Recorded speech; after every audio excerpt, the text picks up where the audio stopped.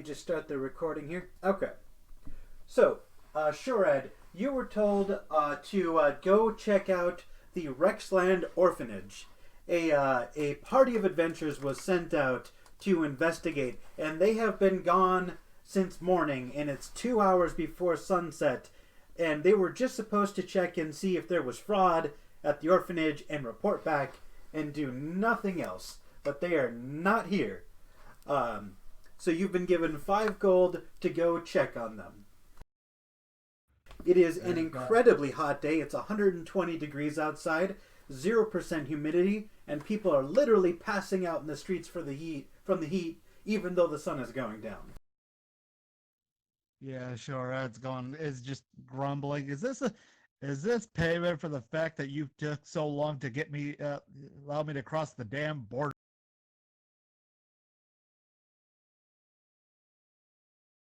What now? I'm gonna imagine that it actually took a while for my character to cross the border as well. Sure. Yeah. He goes, Eki goes, whatever, Eki. Turns around and goes, 5 measly gold. Okay. Probably should have just taken him, but whatever. He's doing his Yosemite Sam impression as he goes to the orphanage.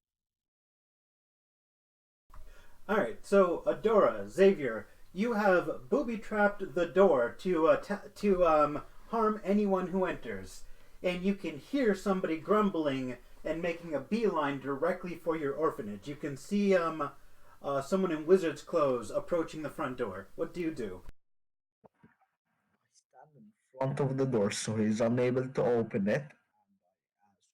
Who was We're on the inside, dude. Yeah, I know. I said I'm gonna be in front of it so he's unable to open. There, We booby trapped the inside of it. you cannot stand in front of the door. It is covered in multiple booby traps.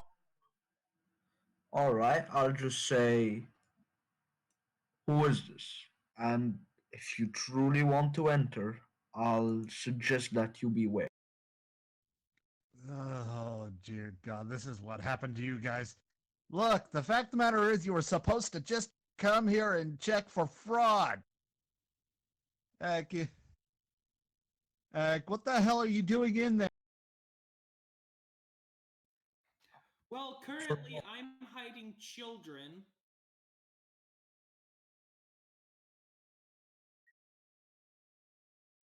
And I'm attempting and helping protect. You one's okay. So there's a very effeminate, either there's a woman, a very effeminate man in there, and some weird big guy in there. Okay. Is that what I'm gauging from this? You got most of it right. Adora is a female elf. Yeah, but he can't see them, so he's gauging this based off of what he can hear. What do you want? Well, I was sent to see what the hell's taking so long, and well, now I know why. Well, I cannot disclose any information until I know I can trust you. But until then, I suggest that if you truly care for these children, you stay outside and you take guard. I'd figure out if you could.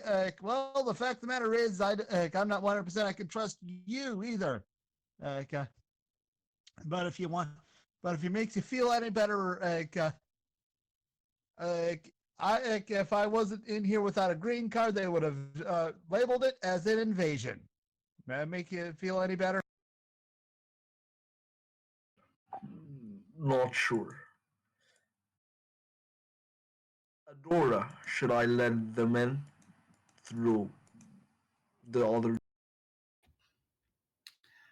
I mean, we could always use the help. I don't know.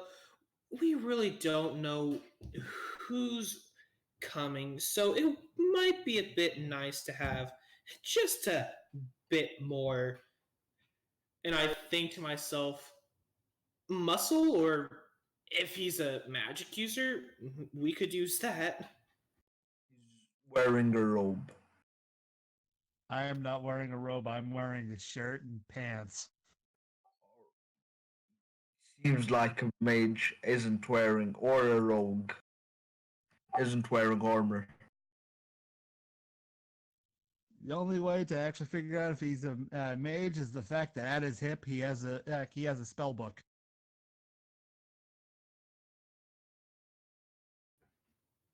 I will say, hey, just have him unlock the window and come in. Alright, guess that works. And I do that. All right, Sharad, you see the half-orc undo the latch on the window and raise it up. It's just barely tall enough for you to squeeze through. You're definitely going to need some help getting through. He starts getting through, and you notice that he is a drow. Adora, being an elf, you know that elves in Rexland without an emerald card is pretty much illegal. And he did mention having a green card before. So you're very familiar with this practice firsthand.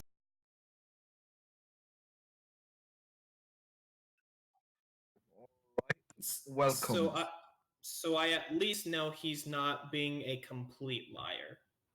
You know he at least knows about the practice, so he is unlikely to be lying. Okay. Here we go. Attempts to get through, trying to keep himself from getting his spell components, his pouch from falling out off his belt, and his spell book from falling on the floor. I help him. I help him to get. All right. With you helping Shurad get through, you're able to make sure his belt doesn't get cut and trap him in the window. And Shurad, you're able to hop onto your feet and get inside. And I'm going to just assume that you lock the window behind you. Yeah, before something like that. You go, okay, care to explain to me why you guys decided to barricade yourself in here? For the safety of the children. We think someone might attempt and get them. Okay, why? You could have just got a hold of the authorities and let them handle it. This is not really our business. Well, I already dealt with that, and the man responsible for this should be. But if that does not occur, then, well, I assume we'll just have to wait and see. Now, Shurad, as you look around, you see that this place is dilapidated, filthy. The mattresses are stained and torn. This place looks like shit, and this was only opened a couple of months ago. And when it was opened, it was pristine. Yeah, Shorad's holding his nose, going, God, that's worse than my time in the caves. Just okay. If you didn't want to leave the children, why not just take the children with you? Well, that would have been alright if their caretaker hadn't disappeared. And if she ever comes back, it would be best if she were in the orphanage so she can find them. You keep fading in and out. They Yeah, I know. Well, that would have been a right plan, but unfortunately their caretaker had disappeared. So this is our best bet. So if she comes back, she'll be able to find them. Just in case he cut out for you there, Shurad, he said the caretaker disappeared. She took all her shit and left. All right, so the children are still in the room. You notice that despite a large swath of about 30 beds in the back of the room, The children themselves are nowhere to be seen, except for one who you can see slowly opening up the basement door and peeking his head out. You see the world's most tired, like fractured shell of a boy, with like a he's the cleanest thing in this place, and through bloodshot eyes he just kind of looks at you and goes, "There's a stranger in the house. Is he friend or foe?" I am me. And he goes over and he just yanks the door open. Uh, you Uh, trigger I the have alarm. read. The trap door. The trap door, not the trapped door. Well, he's coming through the basement door. So are you? Then that opens from the inside. So if you're grabbing the door, you'd actually be pulling it shut. All right, he's gonna be shoving it open. I'm telling you now, Joseph put ball bearings in front of the trap door. There is no trap door. The, Like, do you mean the basement the door? basement door. Yeah. Joseph put ball bearings, so if anybody tries to enter, they slip. So I'd recommend, be careful.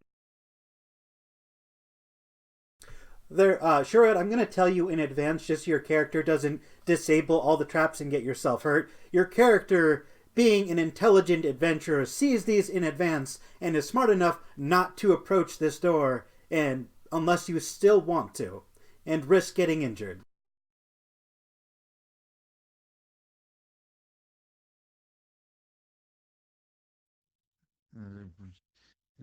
So the ball bearings are in front of the basement door, right? There's ball bearings and a tripwire. If you proceed, you're probably going to get hurt.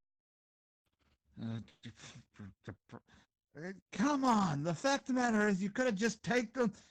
If you were really worried about the children, you could have just taken them to the authorities. They would have handled it.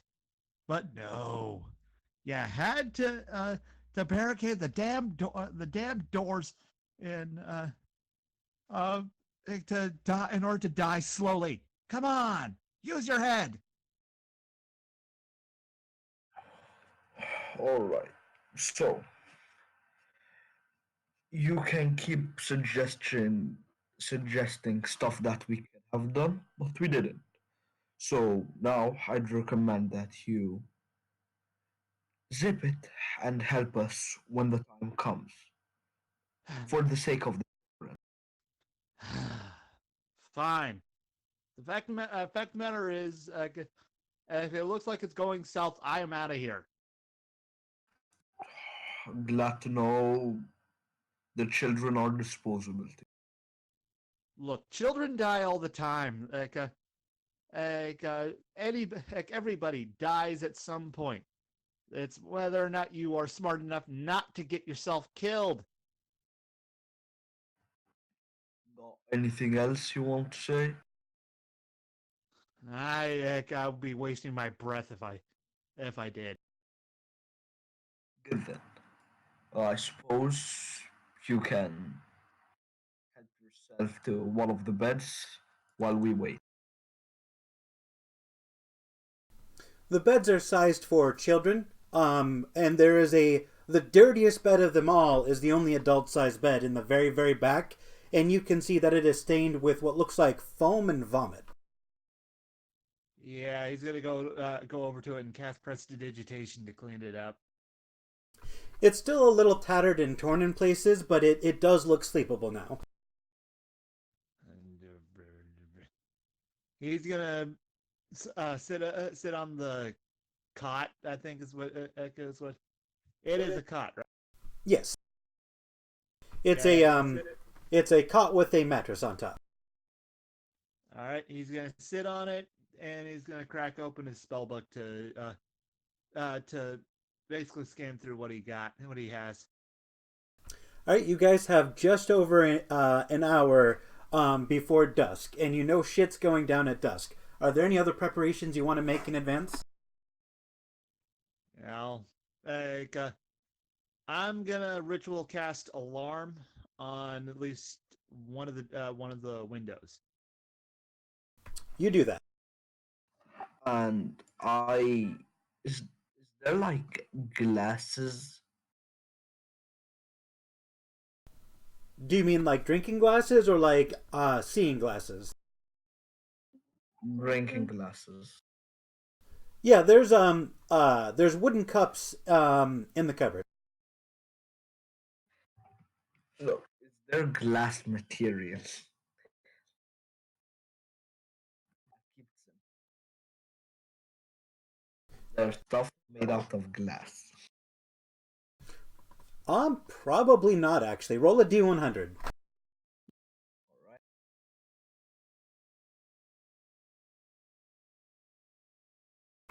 All right. The only glass objects in the building, aside from the windows themselves, are a handful of candle-lit lanterns with glass panes over them.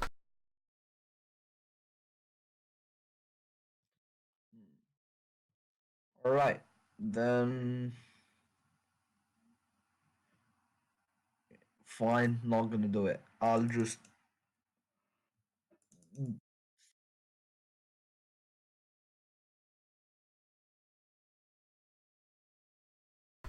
All right. So an hour passes.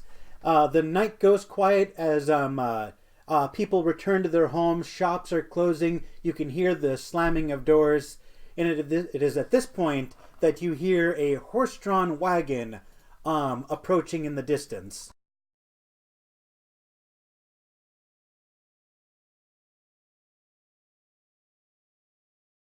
still doing nothing. Wait, I hold action thorn whip when someone opens the door. Okay, so you're standing like 5 feet away from the door, readying in action to whip him.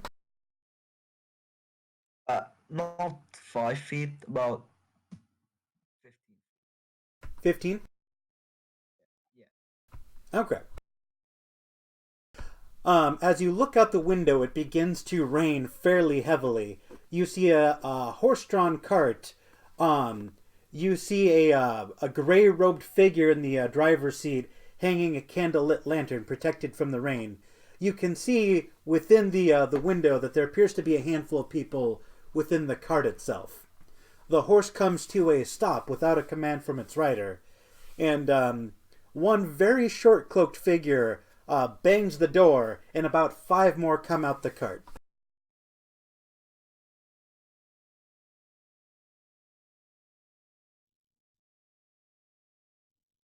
This is why I'm talking about. You could have just let the authorities handle it. I already informed the king of this, and yet they're here. So I assume they either had not enough proof, or the king thought it was a good idea, which unfortunately I can't allow the children to go through since they've clearly been drugged already. It's bad enough. So, Xavier, you remember from your conversation with the king that he was going to send guards over an hour before dusk. They are late. You don't know the king super well on a personal level, but you know him and his men are never late. Well, the king must have. Well, truly, I don't know. But I do trust the king, so I'll just wait and see what occurs.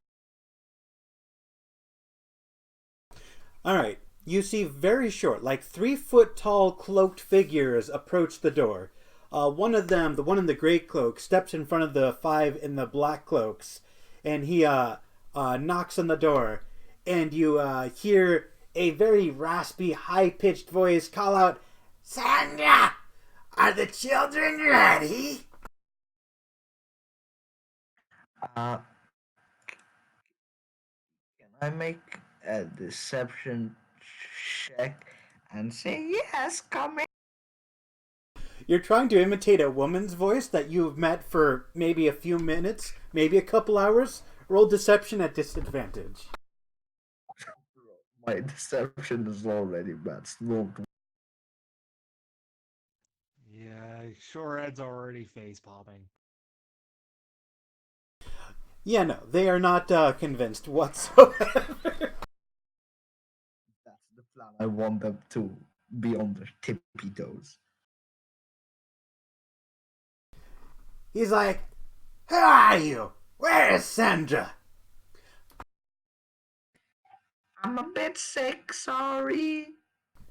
But Lies! do come. Remember you say the children are ready when you. If the children are ready, then bring them to the door. We're breaking it down. Alright. All right, Shorad's gonna go. Con, looks like he's gonna. Looks to Adora. Goes.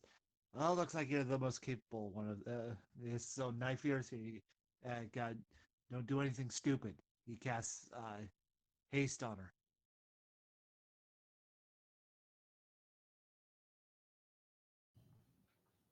That's fancy. Time's up. You hear this high pitched voice shriek, kicking the front door, kicking the door off of its hinges and stepping onto the ball bearings. It also knocks over the pot of boiling water that you had propped up above the door. So he has to make two separate dexterity saves. Yay!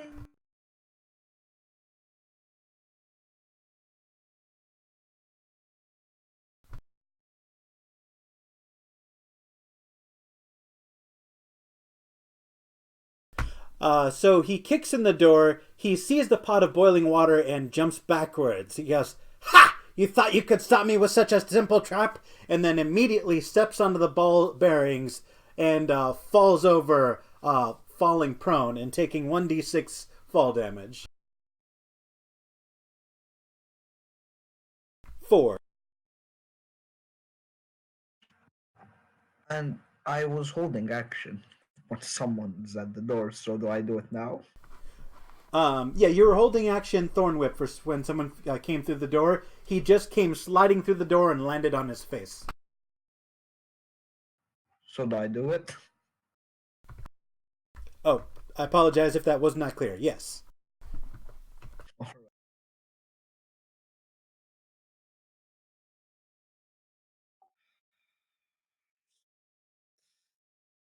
No. I don't think Thorn Whip is in this. I'll just do it.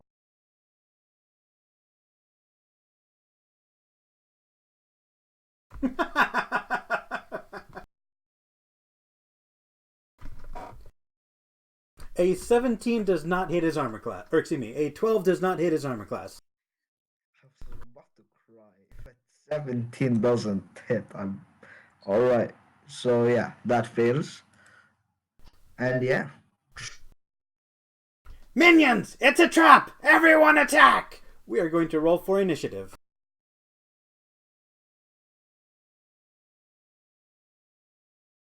God damn it, hold on.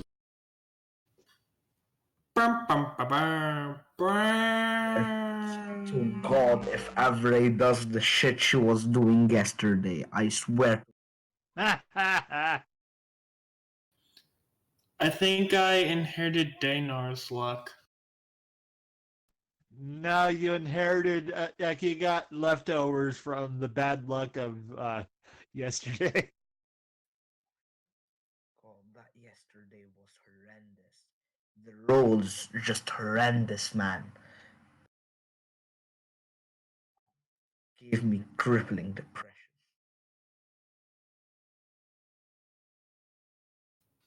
Hello.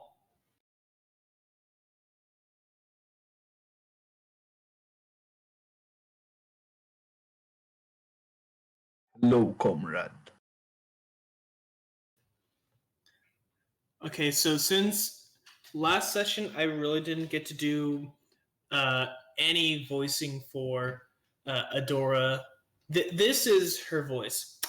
Well, howdy, y'all. My name's Adora. The cringe is I real. hate it. So, alright. So, yeah, I'll just use my. Um, hmm. Yeah, I'm going for A wyvern attack. The claws. All right, roll for hit. You have advantage on melee attacks because the leader is prone.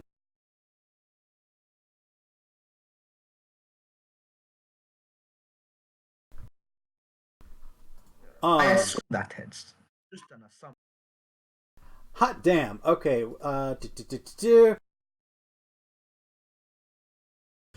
As you bring the wyvern's claw gauntlet down on the back of the prone creature, you can feel it break ribs from the back. You have severely wounded this creature, and he is bleeding profusely from his vital organ. Nice. And now I turn into I wild shape into a brown bear. Can you wild shape as a bonus action? Yes. Circle of the Moon, I think, does that. Yep. Of course it does. Because it's not OP at all. Zeno, do you not remember my druid No. from Loom's campaign? No, I genuinely don't. Like, that's not a joke. I actually don't. Well, he would be very upset with you. All right. So you see these creatures. They flick back their hoods to reveal themselves as kobolds. One moment.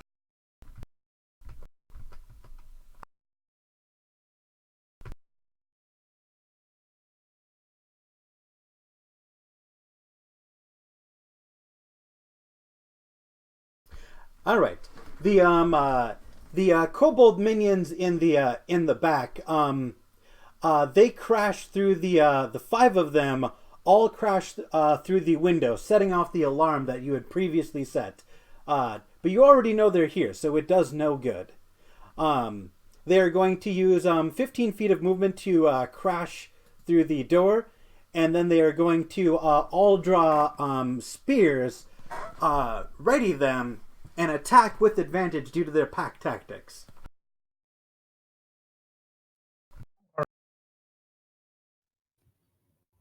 By the way, if you choose to make a rogue, make it a kobold because of pack tactic. Well, either that or kobolds are big, awesome rogues, but I never did that.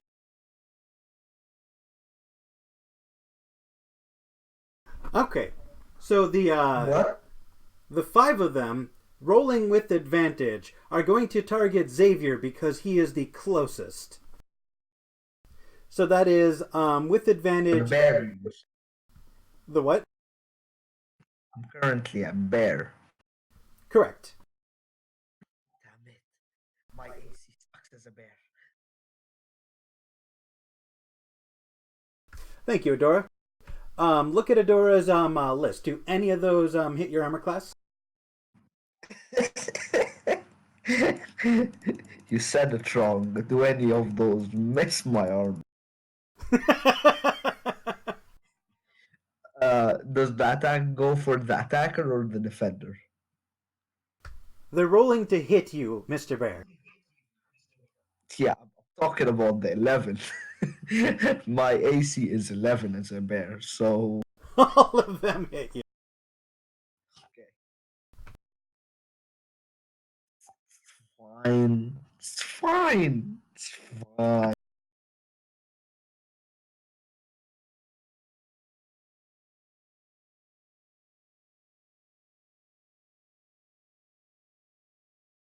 All right, as five spears pierce your hide all in unison, you take 20 non-magical piercing damage. That's fine then. Generally, it's fine. Fine. Are you still a bear, by the way? Yeah, I am. Good, you're fine. Yeah, see? Mm. All right, Shorad, it's your turn. He goes, oh, for the love of... he gets off the cot. I really I don't want to do this. And he holds out his hands, and he's going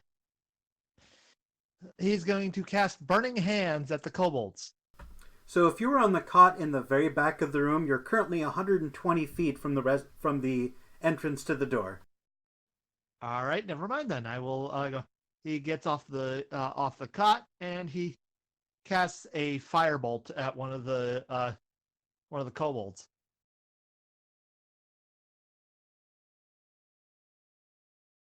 All right, go ahead.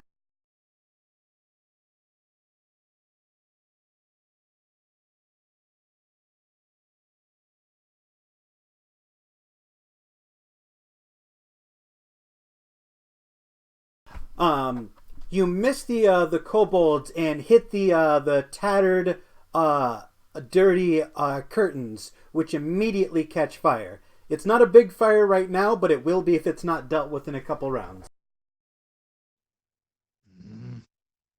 Now, the fact of the matter is, if you don't mind, it would be best we leave. And he ends his turn.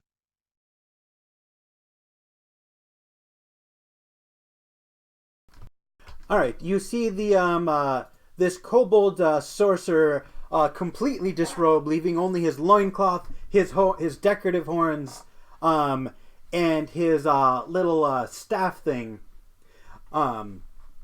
You see him use his movement to stand up, use the rest of his movement to get the fuck away from those ball bearings and get next to his friends.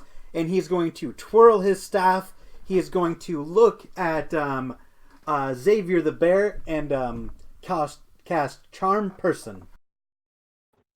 And I think I have Counterspell. Let me check real quick. Now, really quickly, this is a question I've been meaning to ask. If a druid is wild shape and someone casts Charm Person on them, would it work or would it fail since they are technically a beast at that point? All right, but I do cast Counterspell, and he goes, yeah, no. I'm sorry, Dora, I'm going to ignore you. So as he casts his first spell and you counter it, he is going to, as a bonus action, pull out a spell scroll and cast Chromatic Orb. And he is going to cast it at Xavier. And you see him hurl a 4-inch diameter sphere of energy at you. He is going to make a ranged attack. What did you say he casts? Chromatic Orb. Oh, Chromatic Orb, alright. So what type of damage is it dealing? Acid. That was just for the fact that I cast it in the first place, just to keep track. Man, he really wants to turn me into a human, but I can do it again. Alright, one moment while I roll for hit. 7. He misses and splashes acid on the coat rack, melting the children's fall coats, but doing no damage to any of you. He ends his turn. Well, now that was just a little bit rude there. Oh my god, that's the accent you chose, alright. Well, of course it is. I mean, Adora is a lady, and she needs to act like a lady. Alright, Adora, it is your turn. I'm going to go up to the kobold that was casting spells. I'm just going to look at him and be like, and I'll say, now, young one, we don't play with spells in here. And I'm going to attack him with my rapier.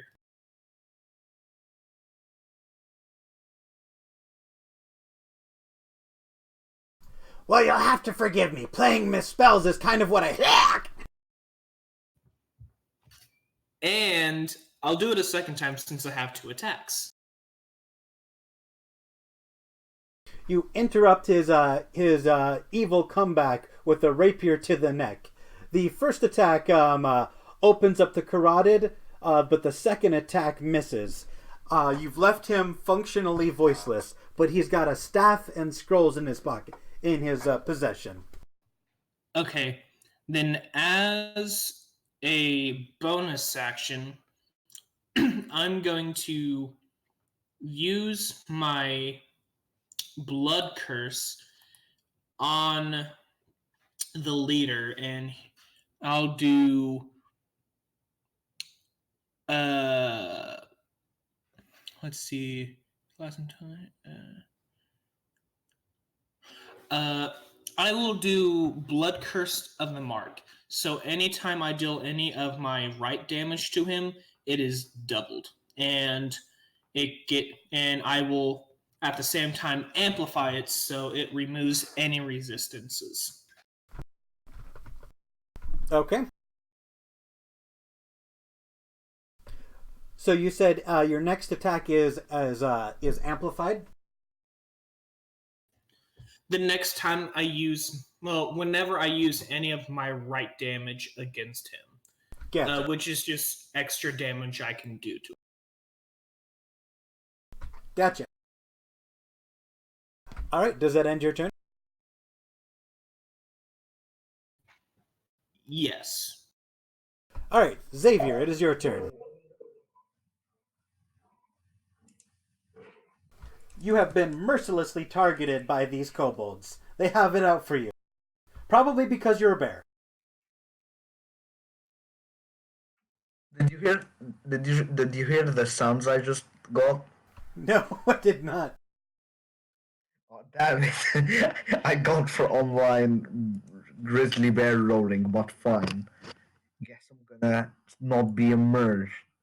Uh, okay. So five of them attacked me, right? Yes, all five of them chuck spears at you like assholes do.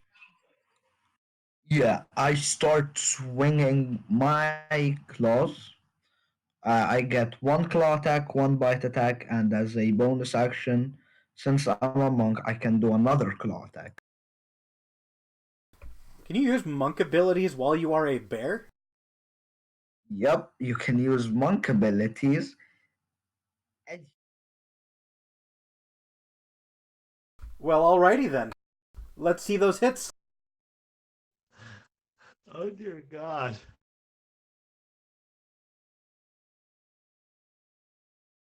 that is the first claw attack. Your Now I'm first going claw for attack bounces off of its shield. Alright, that was my bite attack. He bashes away your face with his shield. And lastly, my last claw attack. As he bats away your face, he leaves himself wide open, and you just come in with a big, nasty claw to the face. Roll damage. 11 damage. Alright, you leave a really nasty scar on his face and take out an eyeball. He's not, like, dying, but that hurt like a son of a bitch. I roar. Can I make an intimidation check? Actually, nah. I just roared too for shits and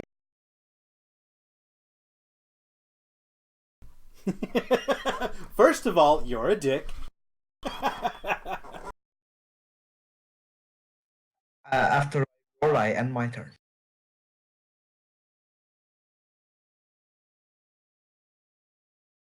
Alright, it is time for these warriors. Now, without spears, they pull out their short swords, and the first one is going to jump on top of you, and he's going to try and ride you with his short sword in like reverse grip, so that he can get advantage on his attack next turn. I would like you to make a contested athletics check against a kobold. Okay, let me check what my strength is as a bear.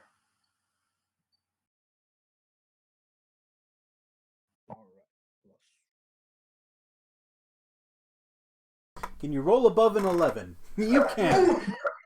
Yes! As he leaps on top of you, raising his sword, trying to bring his short sword down with as much might as his tiny kobold body can give him. But you bat him away with the back of your claw and knock him 5 feet away and prone. The others realize that trying to ride a bear is not a sane idea, and they just go in for the stab, surrounding you from all sides. So 4 attack me this time. Yes, 4 are attacking with advantage with pack tactics. Yeah, I know. I don't have. Alright. You'll have to remind me they're attacking with advantage.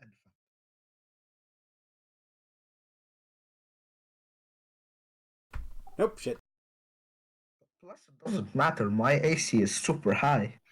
Brum, brum, brum, brum, brum. Okay, so we got a 22, a 9, a 22, and a 21. 3 hit. It's pretty obvious. 3 hit.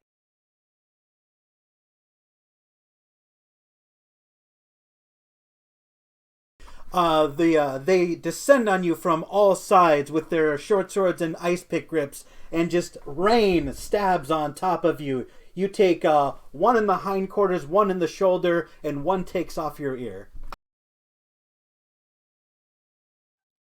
I revert back to uh You hear cackling laughter from the kobolds as they clash their swords together, almost like the 3 musketeers clinking their rapiers together in victory. They are content and they end their turn. Shurad, it is your turn. what did you say in the end? Sorry, before you start. I said they clink their swords together like the 3 musketeers in victory. They are content and they end their turn. Alright. Go ahead. Sorry. Yeah, sure. That's gonna go. You know what? I've had enough with that with that sorcerer, and I cast Firebolt at the kobold sorcerer. Alright, let her rip.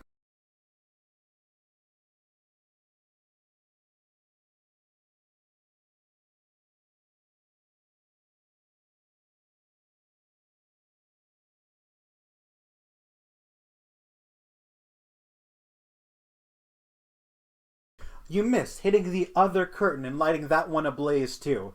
The flames are now spreading and they're billowing smoke up into the ceiling. It's not choking at this point, but it will become choking soon.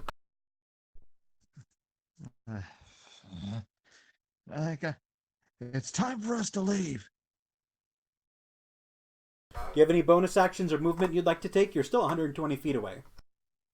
He starts he's going to start moving towards the window to one of the windows to get out. So if you want to get out the fastest, you're all the way at the back of the building. So if you want to just either roll out the back window or leave through the back door, you can do that with like 5 feet of movement and keep on going. All right, he's gonna kick open the back door to get out. All right, you move to the doorway with 5 feet, and you are now 20 feet into the backyard. There's another 30 feet to go before you can attempt to hop the fence. All right. He yells out, "If you want to survive, I recommend you leave too."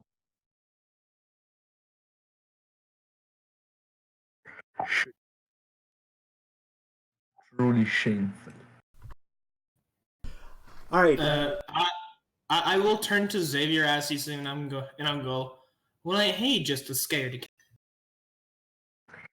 Agreed. He is a wizard. Who's 120 feet away? You're in perfect distance to be safe. They'll take like 4 turns to get to you. Yeah, but the place is going to be burning down. Do you really want to stay in a burning building? Who's the one who set it on fire? He was actually trying to help, although the fact of the matter is he didn't really want to help, but he helped regardless. Adora, how far away are you from the door? How far away am I? Yeah, from the entrance where the kobolds are. I'm right next to the sorcerer. Okay, perfect. So he's going to twirl his little magic staff, aim it at you, and cast Charm Person on you. Make a wisdom save. Unless someone has Counterspell. No one within distance. Yeah, I'm too far away. Alright, roll me whiz. You do not succeed.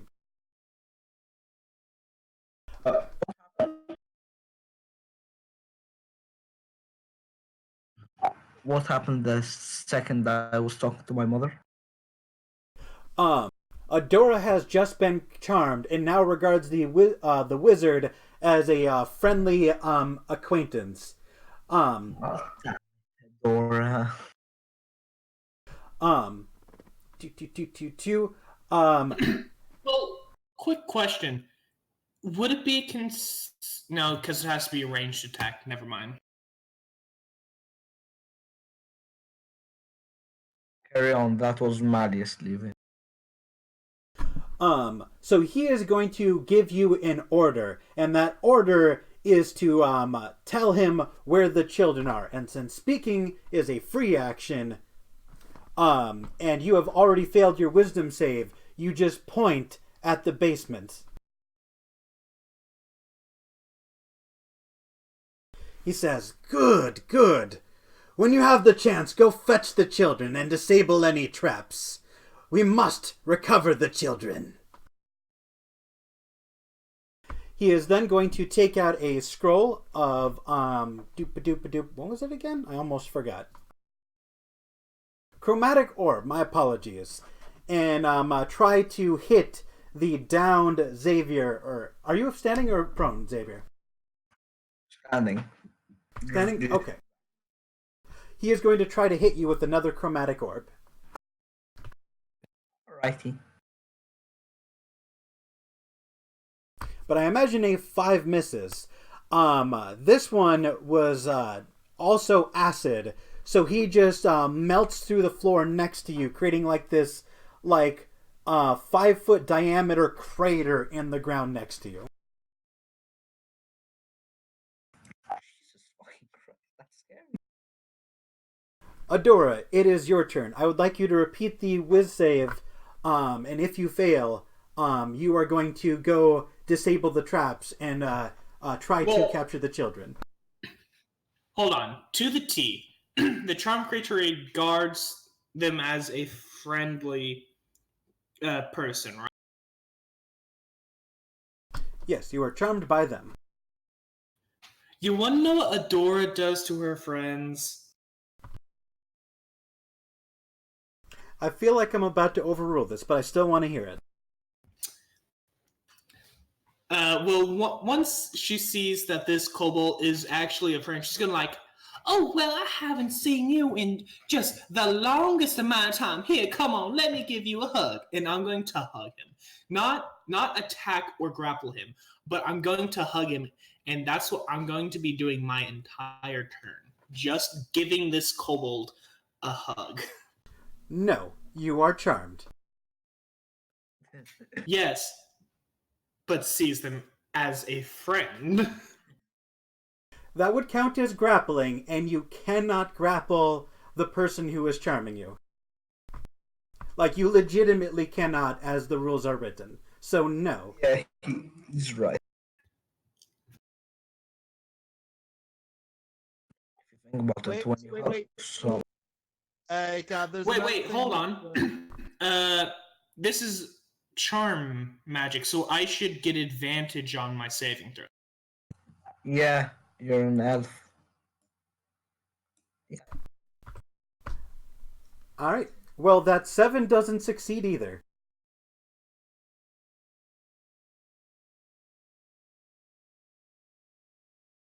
If you are going to insist that you do not obey commands when charmed, then you will not hug him because you can't, rules per written, and you will just stand there and annoy him. Stand there and what? Annoy him. Oh, of course. Like, she's not doing it intentionally, but she's going to annoy him.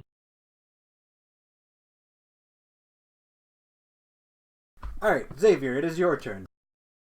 You have been beaten out of your bear form, and you're about to be beaten again by these kobolds. I'm gonna go for another wyvern claw attack, and it's a bonus action. I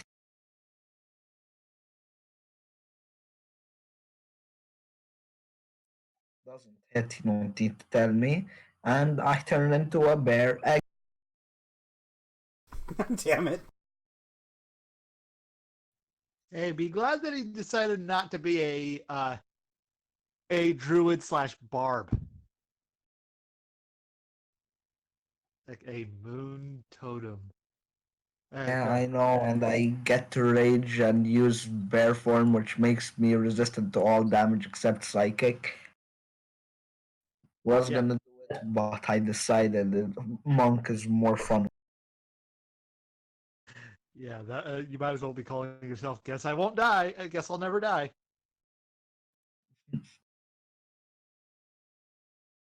Oh hey, I didn't notice this before. Kobold dragon shields have multi-attack. So there's still 5 of them. They have 10 attacks with pack tactics.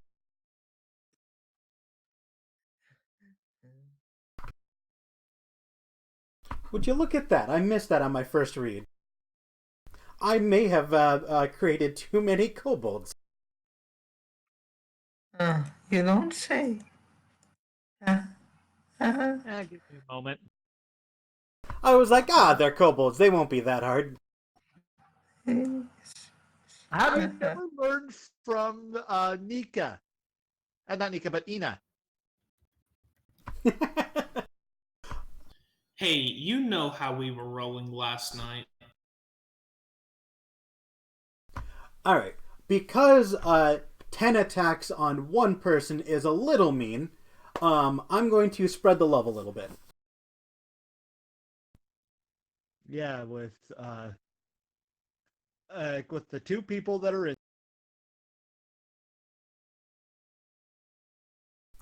So let's see. They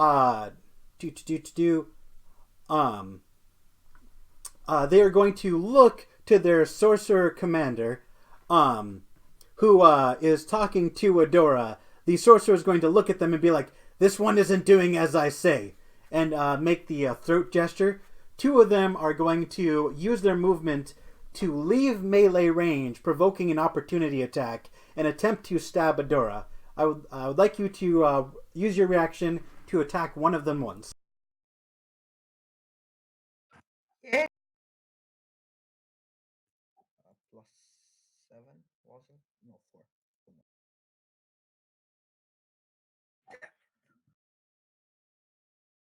Miss. You miss. I know. Alright, and since Charm does not say the other one gets advantage, he's just going to roll twice normally against Adora from behind. So while you're talking to the sorcerer, he is going to, in universe, be sneaking up behind you. Mechanically, that does not grant him any benefit.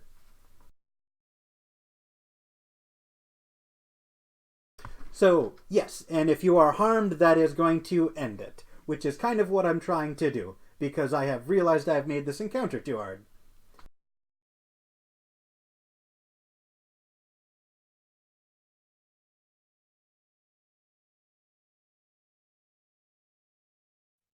Hey, guess what spell I have in my repertoire?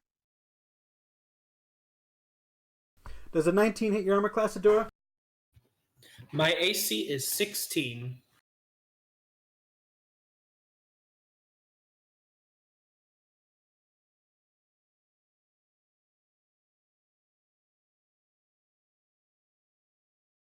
Alright, so you get stabbed in the back once by its short sword. ending the charm spell against you. The other remaining 3 are going to use their multi-attack against Xavier. Alright. Once I feel this tiny poke in my back, I'm just gonna kind of turn around, look at it, and go like, "Well, now that wasn't really nice." Now, So the spell on you is now ended. Oh right, you're talking like that on purpose. Never mind. Okay, yeah, so those were the. that's how she talks. All right, so that was the 2 attacks for the first kobold. The second one that walked over is going to attack.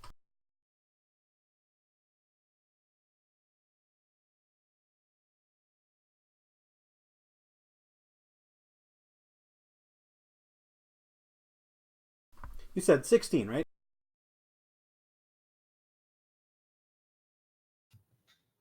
For me, yes. As you turn around to greet your attacker, you get, after getting backstabbed, you turn around to get front stabbed, and you take another 3 damage from the second kobold. Xavier, you still have 3 kobolds around you with their short swords raised with multi-attack and advantage. One moment, good sir.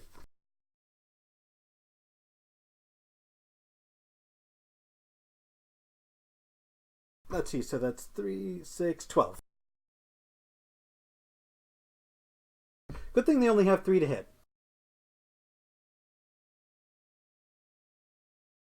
So that's a 14, 18, nat... Oh, shit. I think all of these hit. Oh fuck, my AC is 11 at this form. I forgot. I was I was counting it as if it's 18 my normal form. Are you happy with yourself? How the you've Also, the house is on fire. Your friend Xavier is getting murdered. One of your friends has abandoned you. Things are not going well. so 6 hit and 1 was with advantage. Alrighty. You take 26 slashing damage as they dogpile upon you and carve up your bear form. Still not reverted. So fuck 'em. You're still not reverted? No. Nice. This bear form is saving the party because you were almost single-handedly taking all of the damage. No. You don't need to tell me I know. Alright, Shorad, you can see that while they are not your companions, you knew them barely at all, and they are still fighting to the death against outnumbered in a burning building. Do you try to run in and save them, or do you abandon them, hop the fence, and disappear? Children. Okay, Shorad's is gonna sigh. Okay, what? How far away are? So you moved. So you used 5 feet to open the door. You're 25 feet away. If you move 20 feet, 5 feet back, you'll be within fireball range. Or you can hop the fence and try to find help, or just escape. Yeah, Shorad's going. I'm gonna have to save you. Do I have to do everything? He goes on in, and in his hand is a ball. Ball of bat guano and sulfur. Going. I hope you're fireproof. And he throws a fireball. Oh shit. Do you have a sculpt spell or careful casting by chance? Nope, he is a transmuter, not an invoker. Fun! I have some saves to make, as do you all. I believe that has 150 feet range, does it not? Yes, it does. God damn it. That's Xavier, that is the perfect reaction. Alright, so I'm gonna need literally everyone to roll a dex save.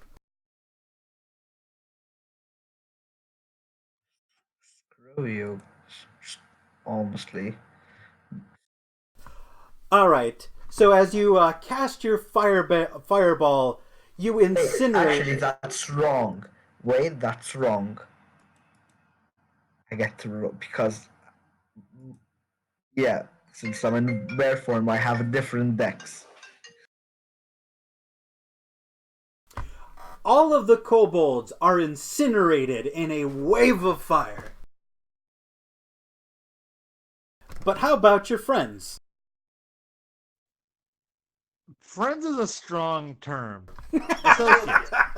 Recent acquaintances. Adora, Xavier, can you roll, please? Nice! So would I take a fourth of the damage? Do you have fire resistance, Adora? Well, I rolled a nat 20. No, you do not get a fourth of the damage unless you have resistance. No, I don't. Alright, so you take 11 fire damage.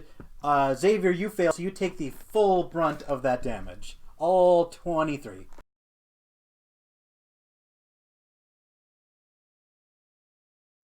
Yeah, like they were within fireball distance. Let's see, it's 23 damage, lower it to 22, divided by 2, that's 11. So you take 11 points of fire damage there, Dora. Also, I am still not bloodied. the house is on fire, smoke is everywhere, and the fire is going from top down where the children are. They cannot escape the basement because the basement door is on fire. I yell for the kids to get away from the door, and then I'm going to kick it open. Alright, I would like you to make a, let's see. The door is on fire, so if you kick it, you're getting burned. This is fine. Alright? You take a single point of fire damage as you kick in the flaming door, which tumbles past the children who got out of the way. They all start running up and immediately start coughing as smoke overwhelmingly fills this orphanage. This place is going down. It is going down now. And if you don't get them out of here, they will die. I rush them all out the back. All right, Dora, you take the time to make sure all of the kids get out. Xavier, what are you doing?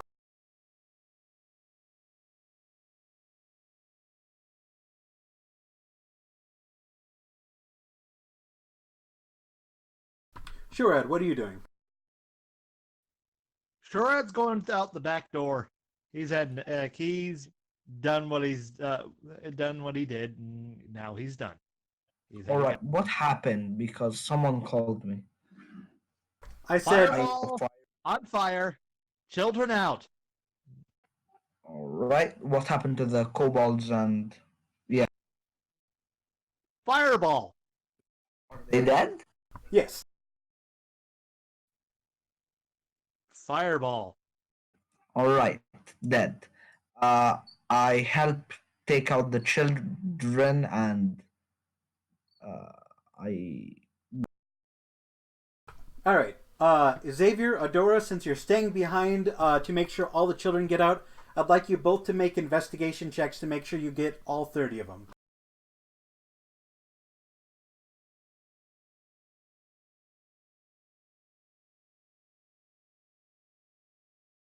All right. Adora, you don't find any children and you assume it's fine. Xavier, you see there's a 2-year-old girl hunkered in a closet that refuses to move. I pat her on the head and I'm just like, all right, it's time to go. So, Adora, Xavier, since you stayed behind in the burning building instead of leaving immediately, I want you to both make con saves against the smoke.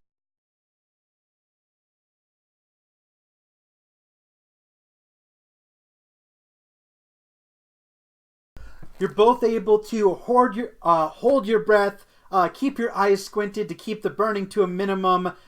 keep the children safe and get everybody out.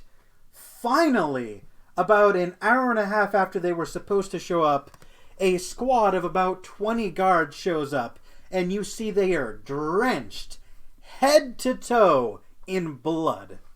They look exhausted. Many of them are wounded. What took you so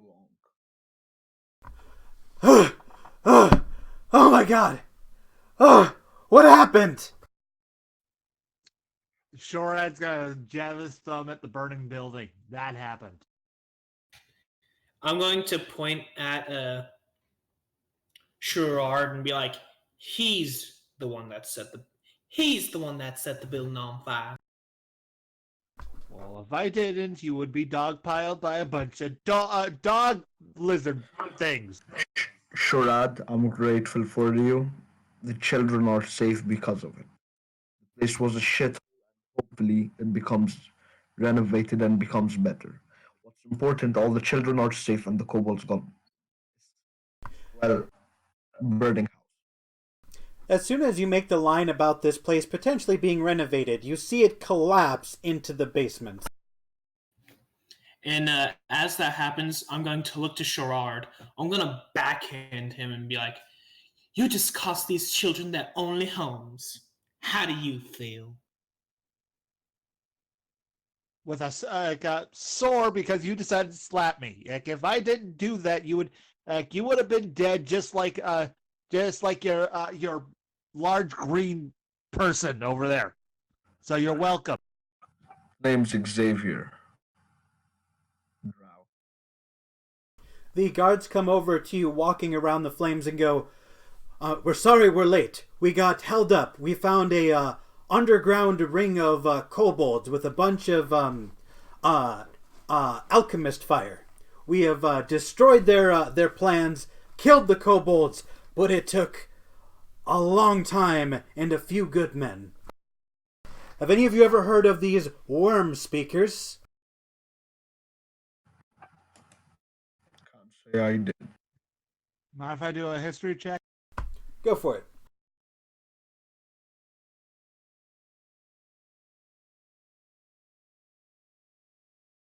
The Drow are very familiar with the worm speakers because the Drow, you remember, enjoy keeping black dragons in their company. And the worm speakers are a cult trying to collect all of the dragons not in Dragonhold. And they say over and over and over again to you, dragons belong in Dragonhold. It is their home. So they are scouring the continent trying to recover all the dragons that left.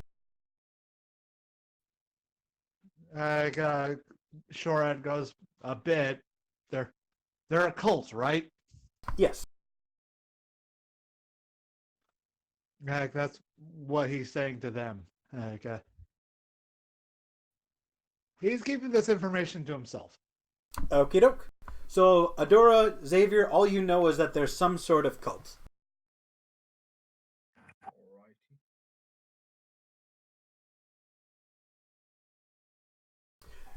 Well, Did you happen to encounter any of these worm speakers yourselves? You don't look like the type to explode an orphanage for no reason. Well, these geniuses decided to bar the door rather than get themselves out, or so they ended up getting attacked by some kobolds. Indeed, one wearing a skull hat, a weird headdress, and carrying a bunch of scrolls with him.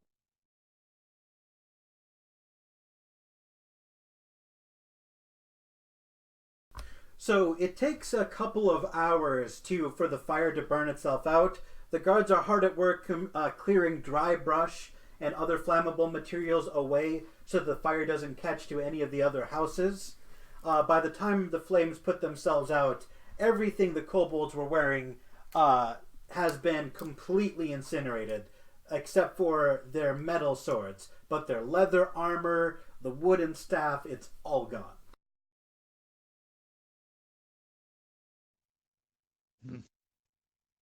He Well, well, fact of the matter is, it looks like my mission is done. I found them. I found these two idiots. Now let's, uh, which they took their sweet time like I said, they could have just took the children out of there if they're so keen on saving them.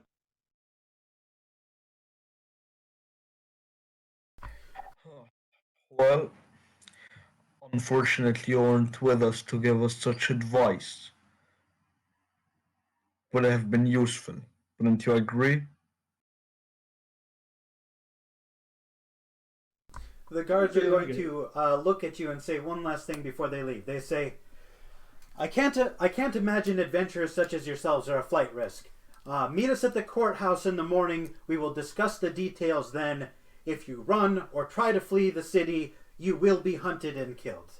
But for right now, we are exhausted and we will see you at dawn. Heck, he does not appeal to him, but he can't really exactly leave because odds are drow are particularly easy to spot. You're in a city of about 95% humans. You do stick out a bit. Yeah. Uh,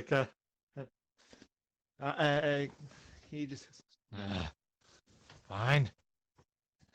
Now the fact of the matter is, if to make sure you don't end up doing else stupid, I'm gonna stick around.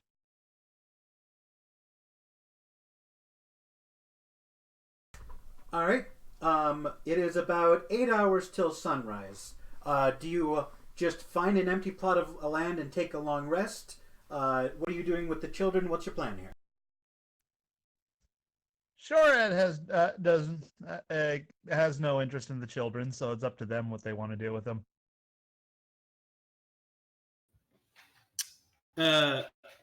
Adora would like to request an audience with the king to see if there's anything that we could. Since I already went to the king before to tell him about the thing, he's gonna go again to tell him to get his act together and look for a. So, Adora, Xavier, you're going to meet the king in the morning. There's already a scheduled appointment in 8 hours. I'm asking, what are you doing with the children and yourselves before you do that? How much money do I have? I go to any sort of place that has a room for the night, and I just get them room. The only place you've been to so far is the Copper Moon Inn. Yeah, there's 2 inns in town, but the other one has substantially higher prices. Nope. Copper Moon. Yes, at the Copper Moon Inn, they have 10 rooms. The rooms with 1 bed, of which there are 5, are 3 silver pieces apiece. The 5 rooms with 2 beds are 5 silver pieces apiece. So, if you rent out all 10 rooms, math.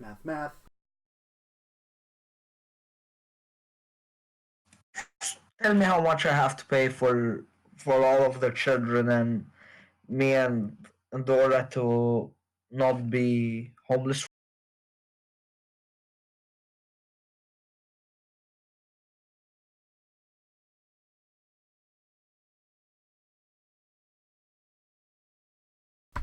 Let's see, 35 silver pieces to rent out all 10 rooms is actually only 3 gold, 5 silver pieces. So you can all probably afford to rent out the entire tavern, put all the kids together in their own rooms, and still have a place to sleep yourselves. Yeah, I do that. I just. So how much do I pay? 3 gold, 5 silver. Yeah, Shorad's gonna toss a gold piece the tavern owner's way, going, and he's gonna head up to one of the rooms to go bunk down for the night. I already rented the whole place. Like he didn't have to pay. Yeah, so Xavier has already bought all the rooms. You guys are going to have to share a room so that the kids don't all have to pile on top of each other like rats. Yeah, that's understandable. Um, but yes, you all. Although, So, yeah, I was just gonna say that Adora, I trust you more to be, since I don't think all of three of us are gonna be able to share a room. I trust that you would be a better fit with share a room with one of the kids than him. Oh, she had already made plans to sleep with the kids because she has to protect them at this point. So me and Sharad share a room, and she said, Yeah, Shorad already took the bed and he's sleeping with his back to the wall.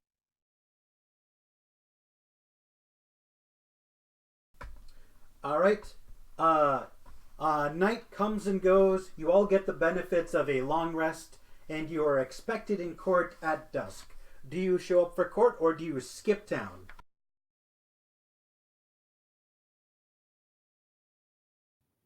I show up for court. "Yeah, same." It would behoove him to show up in court. It serves him no purpose to run.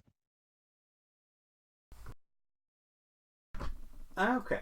One moment. There is going to be one thing that you notice before you enter the courtroom itself. But yes, a handful of guards come to the inn and escort you over to the courthouse, which is within the castle itself. There is a massive swath of guards in all directions, so you don't need a check to know that trying to fight your way out of this place is probably a bad idea.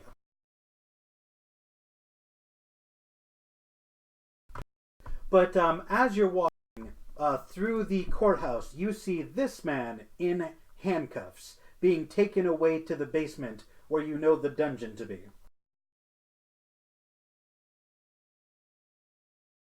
You recognize this man as the Jarl, Enzo Dominique Sr. He has been taken in manacles to the dungeon.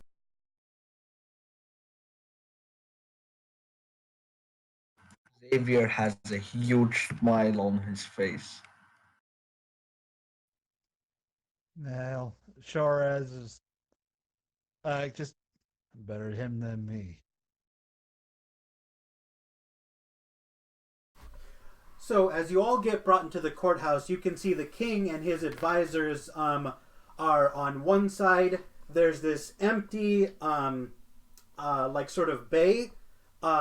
There is a jury of about 12 people on one side. The bailiff is on the other. And then you are standing on the back end of the room at your desks. You are offered a public defender for the cost of 5 gold pieces. I'll pay. All right, you see there is a tall, thin, large-nosed man with disgusting long fingernails and a very creepy smile come to you all and say, "Good evening. My name is Hach, but you can just call me Kay. It's much easier to pronounce. Forgive me. May I have all of your names and your professions before we continue?" Well, my name is Adora, and I've been a freelancer for a little bit. Freelancer. And he takes out a quill and notepad and starts taking notes. "And you there, my Moorish friend." And he looks at you, Sharad. Shorad, formerly of House Jellica. I'm a practicing wizard. Practicing wizard. Good, good. And you there, the roguish one. Excuse me, the orcish one. Well, the name's Xavier. I tend to work for the king. But other than that, I'm an adventurer. Uh-huh, uh-huh. Adventure. So, travelers, freelancers, that sort of type. Now, I understand that you're all with the guild. Is that correct? You've all registered your names and addresses? Good, good. Well, that'll make a good case for you all. No worries. I am here at your side to minimize any penalties. With any luck, you'll simply pay a fine and be on your merry way.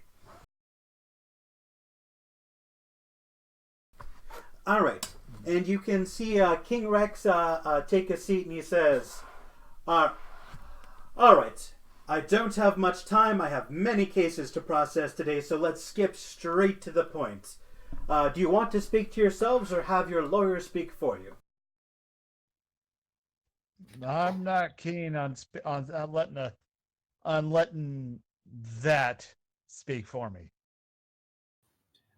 Can I roll an insight check to judge this man's character to see if he would actually try and get us off the hook? You absolutely can. May I do so as well? Yes, you may.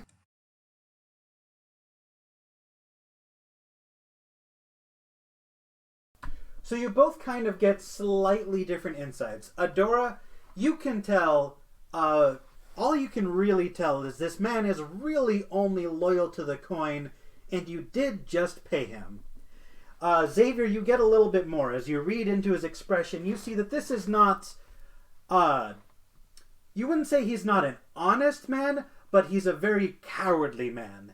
He respects only money and, to an extent, the law. You would estimate he's probably about a lawful neutral, possibly dipping slightly into lawful evil. He genuinely doesn't care about your well-being. He's just doing his job. So a typical Well, lawyer. Yep. the problem is, we can't be guaranteed for sure the Jarl hasn't paid him more than us, which is 5 gold. So if he paid him, he would have paid him more.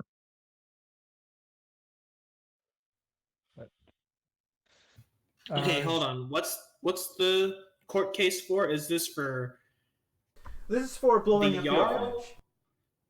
Okay. The Jarl has already had his trial and was taken to the dungeon. Maybe You saw that. him walk the So- opposite direction as you in manacles. Uh, if, when they ask what they want to do, I say, well, if your majesty agrees, a bit of both, since he might not know the whole story. Very well. You there, Drow. You're the one I want to hear from the most, and you seem like you have the most to say. If you have something worth hearing, let's hear it. Well, the fact of the matter is, I was sent there to go see what was keeping them, and well, what I ended up finding out is that they barricaded themselves in the orphanage because there were children in there. I personally thought they should have just if they really wanted to save the children, take them out, but that's neither here nor there now. Well, a bunch of kobolds came in to saying that they were claiming the children. They dogpiled those two. I threw a fireball in to get them out of that. So you confess to recklessly destroying property and endangering the lives of children with a fireball within city limits. Is that correct? I didn't state otherwise. But the fact of the matter is, if I didn't throw that fireball in there, I wouldn't been surprised if they decided to take the children and leave. And you two, elf, orc, do you corroborate this story? Well, if Your Honor, if you wouldn't mind us explaining just a bit more of the story, since he doesn't know all of it. I'm very interested in hearing all of the story. And I'll start explaining everything from the moment we took the job to when the guards got there. So, I understand that you did what you thought was best to protect the children. And, Xavier, you had even spoken to me earlier, and you were told to let the guards handle it. But none of you had the foresight to evacuate the children. Did you not have hours in advance to do so? My king, you're. I have to agree with you on that one. That was my mistake. But if we have done nothing and not stayed in the orphanage, the children would have been abducted by the. I stand by what I've done, Mike. With 30 counts of child endangerment, the only one of you to survive long enough in the cell would be the two elves. The orc would probably die of old age. But you've paid for the services of the lawyer, so let me at least hear what he has to say. You're going to see your lawyer stand up straight, put his hands behind his back, lick his teeth with a very long tongue, and say, "My king, my king, the children are fine. The kobolds are dead. The only damage done is property damage. Now, this building can be repaired with 30 gold pieces, and it just so happens they were awarded 25 gold for investigating the fraud, which they did, and they proved, and another 5 gold for Charade to go check on why it was taking them so long. My vote is that you simply take their reward money and let them go. They have only done what they set out to do."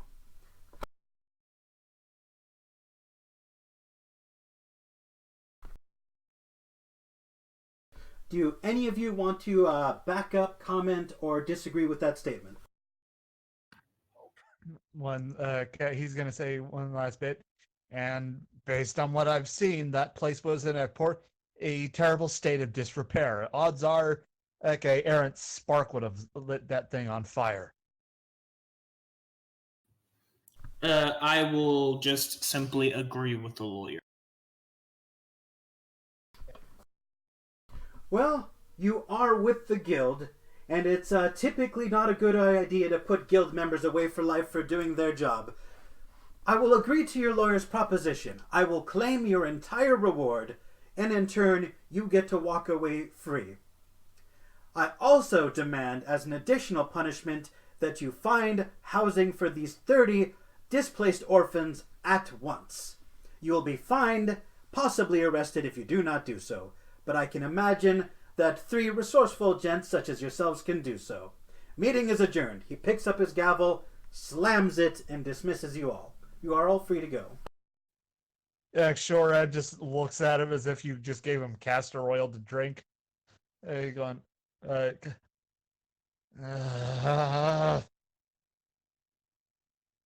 I was just, like he just grumbles out the door. I bow to my king again.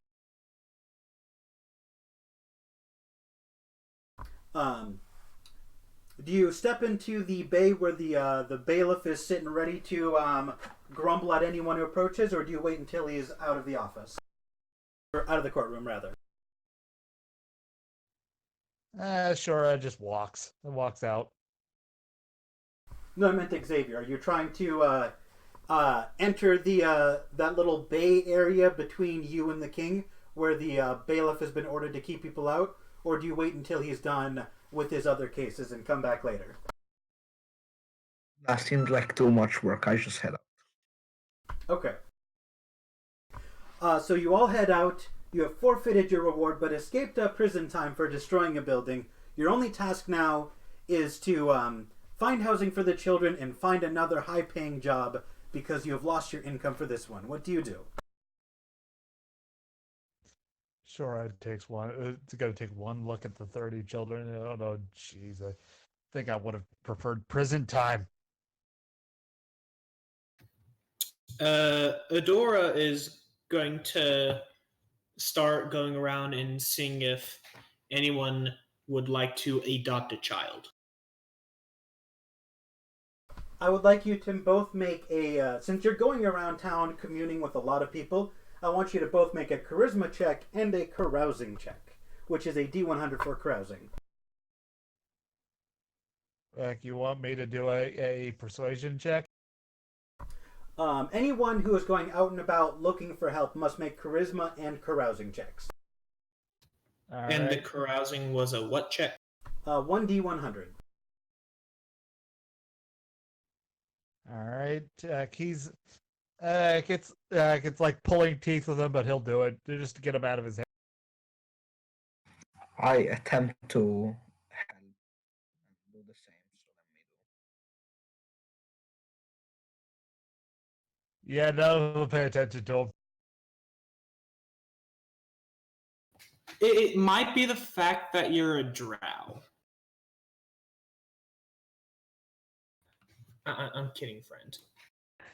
Yeah, hey, I have no problem with this, and in character, my character, he's really not wanting to do this, so he, the dour face did not leave it, and thus he soured everybody's opinion of him. Sharad, being a drow is hard. Even though you've got that emerald card of yours, people still don't trust you. You spend hours trying to find a place to put these kids, and you get nothing but doors slammed in your faces. One of them hard enough to nearly break your nose. Xavier, as you're wandering about town, the people in the rich district want none of this filth in their house, and they all turn up their noses at you. But you don't get kicked out quite as harshly as Sharad does. You do, however, get told that peasants stick together, go dump them on them. Spread your misery around like the plague you are. Adora, you are much more charming, and you find in a barony not too far away from town, there is a wealthy wine baron who has space for the children, but he wants something in return. So we are going to pause and start with you. You see a very fat, middle-aged man with a massive goddamn house that he does not need. And he's just picking the lint out of his belly button and say, "Yeah, I suppose I could take the kids in, but what's in it for me? I don't want any rugrats getting into my wine, you know."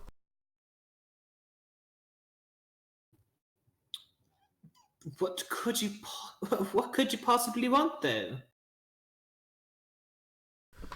Well, that's what I'm saying. I mean, maybe I could put the little punks to work. Do any of them even have any job skills? Can they mop the floors?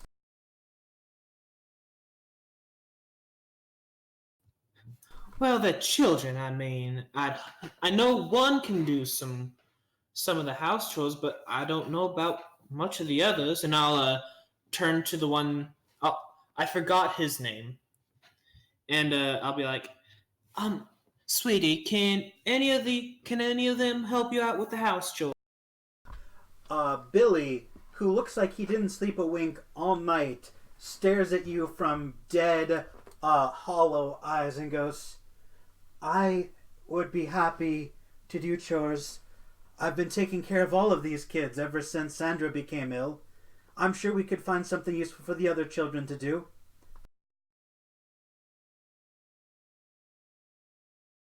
And with that, I would like you to make a persuasion check with advantage because you have a very sad, puppy-eyed children at your back to convince this wealthy baron to let them stay until their orphanage is repaired.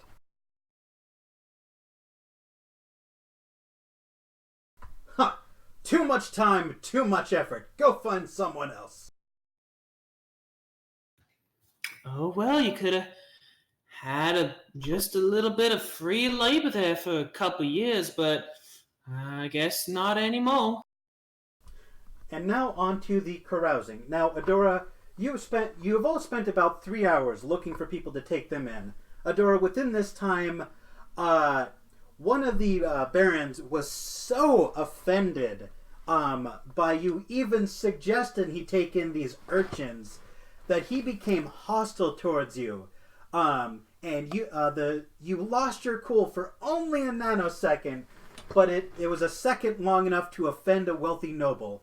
You now have a hostile nobleman who does not like you, and if offended again, might make your life very miserable.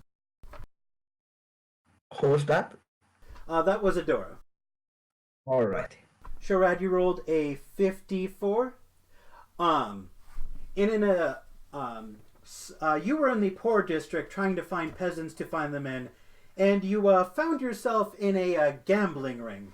And one of the men there challenged you to a game of gambling. If you win, he'll find a place for the children. If he wins, you give him everything you own down to your loincloth. Shorad takes a look at him as if he insulted him. You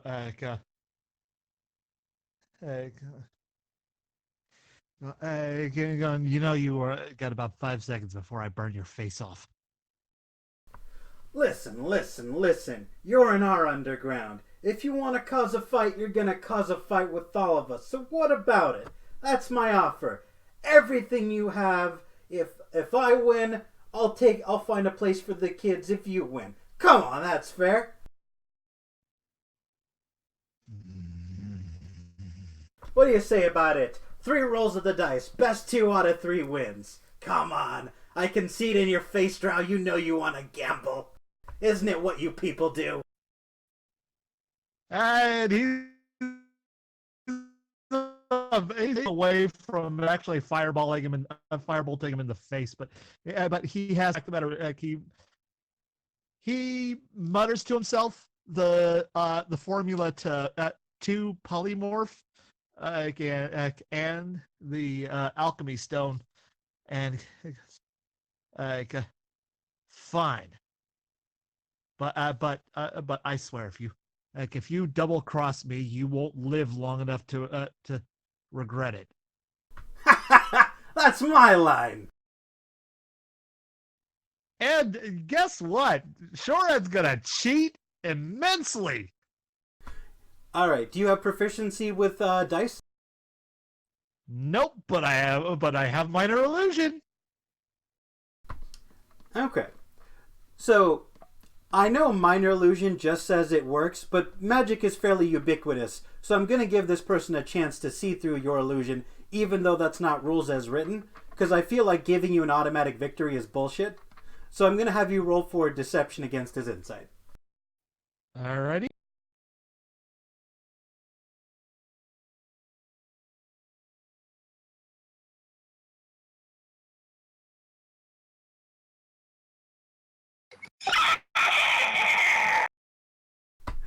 All right, you cast an illusion on the dice to give yourself near perfect, but not absolutely perfect as to be suspicious dice rolls. He throws up his hands and goes, "Fine, I'll keep them in the stables. They'll be at least warm and fed there. There's plenty of room in the stables." And he'll give you directions to where the horses are kept.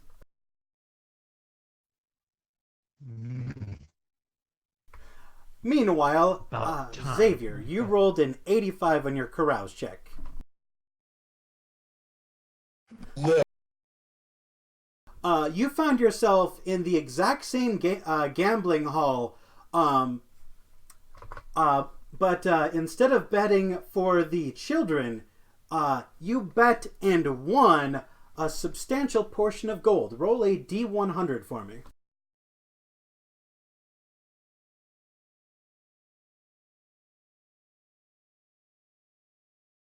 You won 90 gold pieces gambling what few pennies you had left on your person. So you can just add that to your inventory, my friend. Bro, being nice actually paid off. That's new. Caring for the little children. Woo. All right.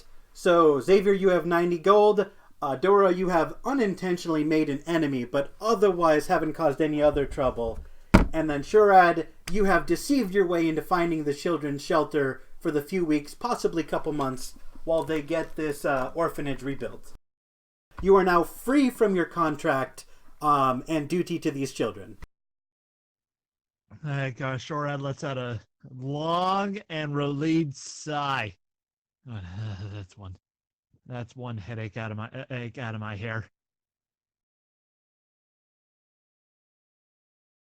All right. So now, what would you like to do? There is a guild hall. There is a mages college, and there's a fuck ton of other cities and even other islands to visit. So if you wanted to, you could sail for the South Pole today if you wanted to. What do you want to do? Oh, I would like to start my search for that one guy that I came to Rexland. Shorad's gonna go to the Mages Tower to do some Mages College. I think it's what you called it. Yep. Just college. Yeah, he's gonna go there to do some research on transmutation magic. Xavier is gonna go to his king and ask him if he has any new information about any of the generals. About any of the generals? Yeah. Okay. So let's start in from easiest to longest. So Xavier, you go to the king. You actually have a fairly decent brunch time tea with him, but unfortunately, the best that he can give you is that he heard word that there were some people vaguely matching their description somewhere in the Scorchfoot Desert. But he also advises you not to go there alone because there's a lot of nasty things that can instantly murder you in the desert if you don't have a large group of companions with you. All right. Thanks for the help. And then Adora, you said that you were looking for the person from your backstory? No, not the person from my backstory, but the reason I'm here in Rexland.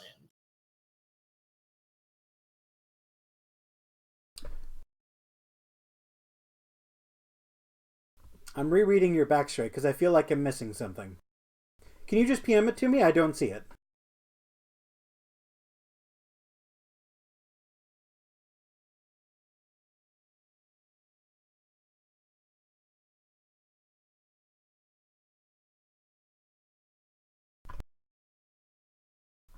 And then while you're doing that, I'm going to hop on over to Sharad. So, let me hop on over to the. Here we go. So, you find yourself at Hecate's College of the Arcane Arts.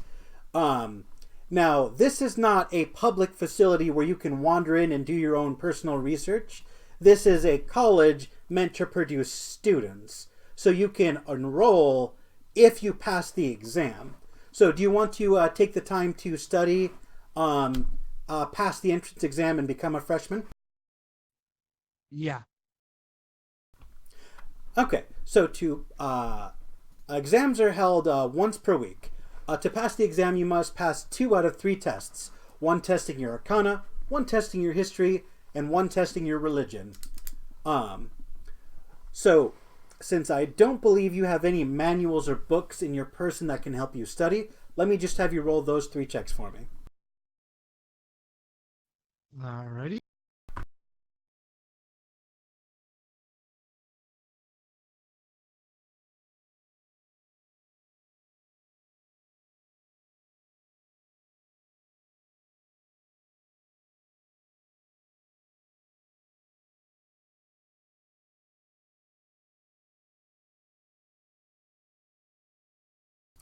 All right. So you absolutely crush entrance exams without even studying, and you become a freshman at the college. This gives you access to public spellbooks in the library, allowing you to add any wizard spell to your spellbook for free. Because he mutters to himself, "This is about as Is there too easy."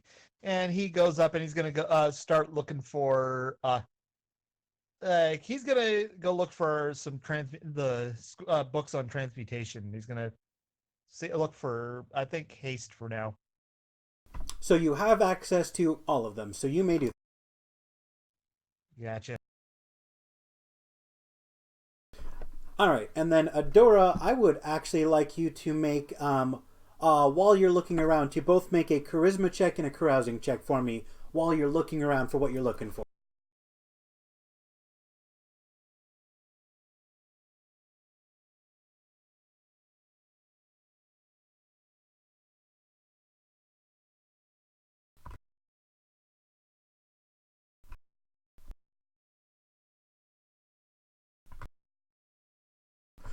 All right.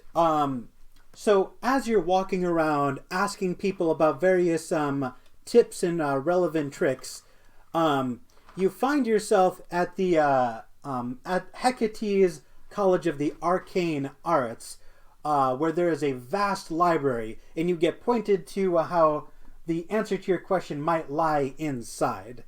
And with that carouse check, let's see. Sorry about the wait here. While you were wandering around town, you became a little bit more known than you initially wanted to be. The people around town seemed to like you, but you had to ask so many people about a very personal thing that a few more people than you would actually like to are confident they know what you're all about. You think, given enough time, your cover will be completely blown. Yeah, I figured. Let's just. We have to end it though. All right. Would you like to join the college along with Sharad?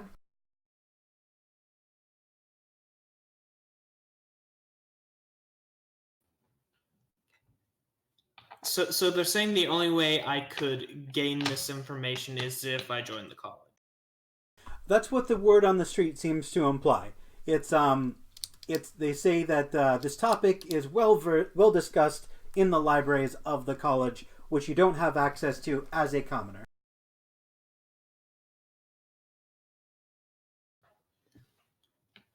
I will Also, try. Go ahead. Sorry.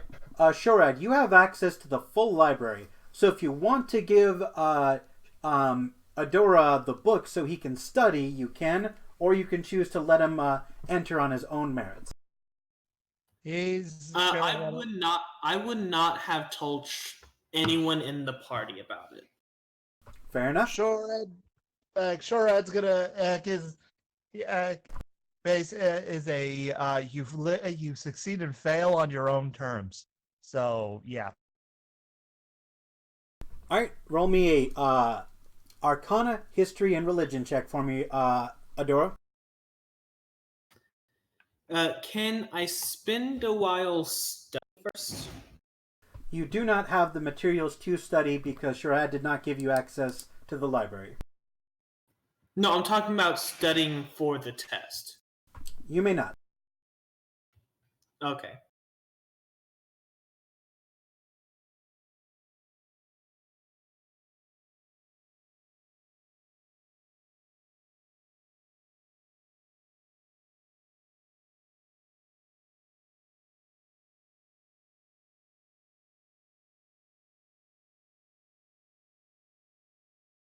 As you get your test scores back, they look pretty bleak, and there's even a comment card at the bottom that says maybe this isn't for you.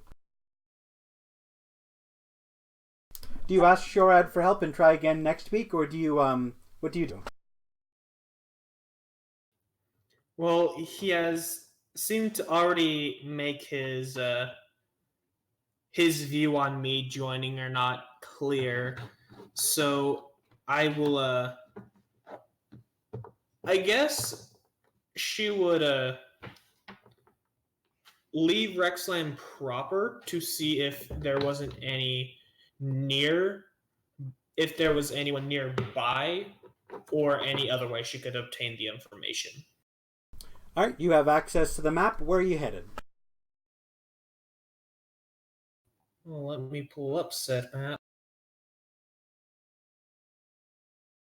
Imagine not having the map open all the time.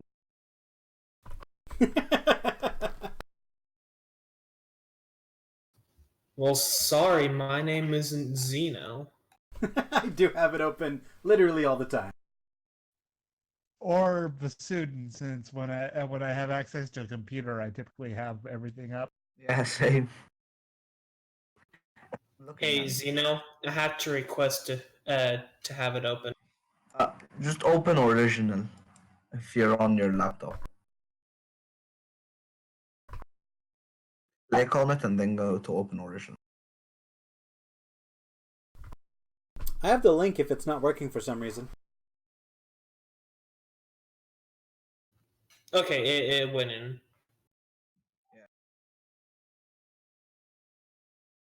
All right, so you're currently in Rex City. You can go anywhere on the continent with a little bit of travel time. You're gonna need to find a boat if you want to leave the continent.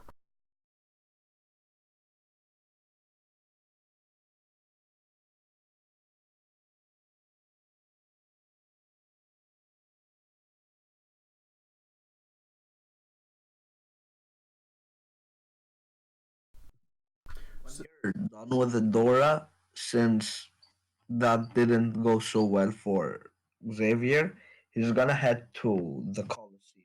But that's You're gonna head over to the Coliseum. after. Yeah. Absolutely. Let me scroll on over to that really quickly. So I remember Uh, seeing. she will make her way to Crescent Island. Okay, how are you going to afford the boat? I will take up any odd jobs on my way there. Okay. The odd jobs that you can find really don't pay that well. Most of them are paying in like copper or silver, and you're going to need 25 gold pieces to rent your own boat. So questing is really the only way to make serious money. And questing isn't something you would typically want to do alone. Unless you want to try to steal a boat, which is also an option.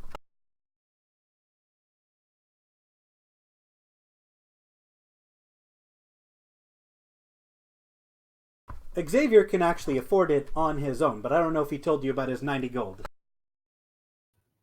I don't believe he did. No, because we didn't really talk after.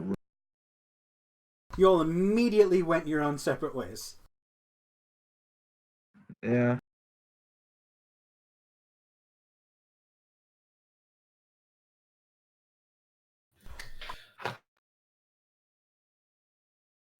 All right. Well, would she know all this information before she would leave Rexland?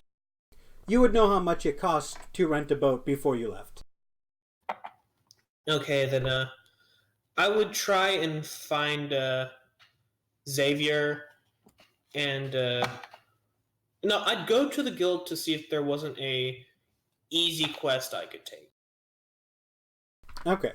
So while you're going to the back to the guild to find an easy quest, Xavier, you go to the Coliseum, and you can see that in about a week's time, they're having a competition that you can fight in. Eight combatants go in. They fight to first blood, although there is a death waiver. So if you die, that's your own damn fault. No holds barred, no spells barred. What does no spells like? That's what you mean? No spells are barred, meaning you can cast spells at each other, you can use your own weapons, and if you kill the other person, shrug emoji, but you only have to get first blood. That seems easy enough. He'll be. Ooh, ooh, ooh. Uh, remember when I said I wanted to do something with shields, and a bear? Which Remember that fun convo? I do. Are you going to I buy some go. shields? Yeah, I go buy 3 shields since I already have one. Alright, let me see how much that costs. A shield. Whoops, that's the spell. Shield is 10 GP. Thank you. Alright, so go ahead and subtract 30 gold pieces.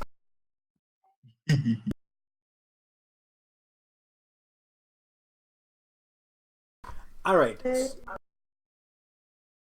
So there are 8 combatants, and there are 3 tiers. So you've got like the entry level, the semifinalists duke it out, and then the finalists duke it out. All right. Is anyone else going to participate in the Coliseum battle? Shorehead has no business in there, so he's gonna just go look at the go to the guild hall to go look at some missions he might decide to go for. All right. So I'm going to post all of the quests that you can take at your level, and then you can look that over while I'm role playing with Xavier. Gotcha. All right, Xavier. So you step up to the into the ring. You see, the Coliseum is about half filled. Nobody's really expecting a blowout performance, but enough people are interested in it. It's 5 gold pieces to register. Do you register? Yeah. All right. Let me. How did I already lose it? One moment. Fine.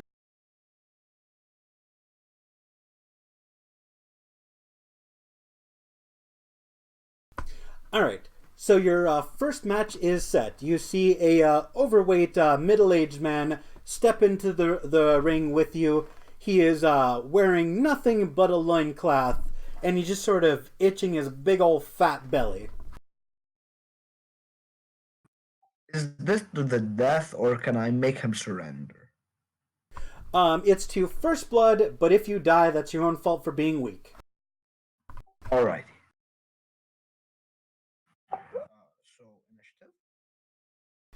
Yes, we'll only do checks because we don't need to start a whole thing because there's only 2 of you. Yeah.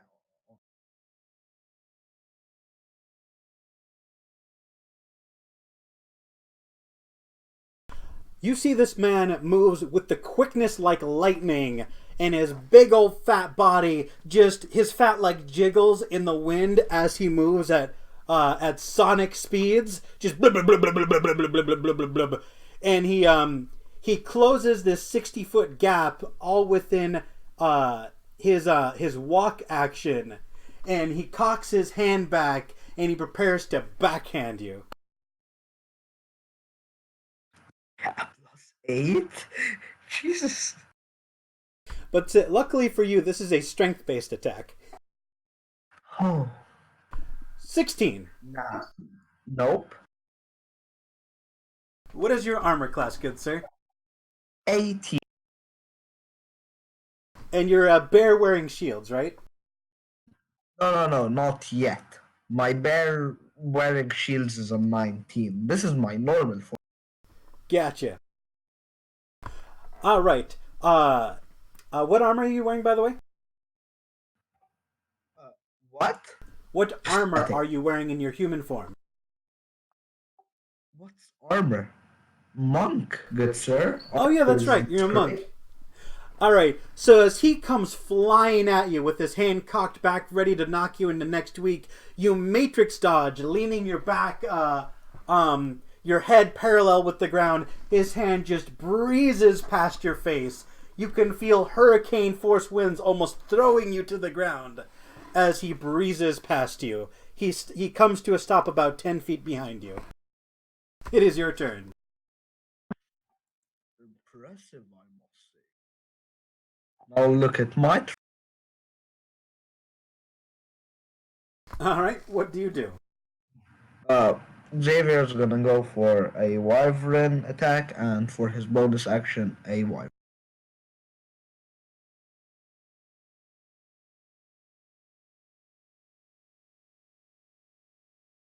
Holy shit. So that is a double hit. So as both of your claw attacks just pierce him in the big old jiggly belly, you deal 20 piercing damage, and you see your gauntlets get about 3 inches into fat, and he doesn't even bleed. He just laughs at you, pats you on the back, and says, "Good hit! Good hit!" I'm terrified. I'm generally terrified, right? As you pull out your wyvern gauntlets, they're covered in lard and there's no blood. God damn it. Alright then. A good one. I wish you nothing but good luck, good sir. You know what have you created? All right, your next opponent, as you a few more rounds go by, you watch the fights, and there's some pretty diabolical people. Like, you don't think any of them are actually stronger than you, but there are a lot more strong people in this area than you previously thought. Your next opponent appears to be an 8-year-old girl holding a teddy bear. Her eyes are solid black. Nah. Nah, man, stop. This is messed up, Zeno. Zeno. Limits. Learn. Man. Will you play with me? Depends. What kind of playing would you like to do? I usually like to play with Hadar. Have you met him? And she's going to raise her hand, and you're going to see black tentacles appear near your feet, ready to strike at any moment. Funny enough, that's my favorite type of playing. Good, good. Don't hold back, okay? This is going to be fun. It's more fun when they try to fight back.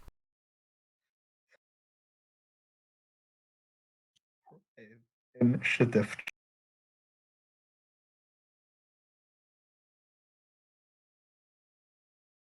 You go first. Alright. Uh, Xavier was gonna take the slightly since, child, but clearly no ordinary child. So he'll go for just old wyvern.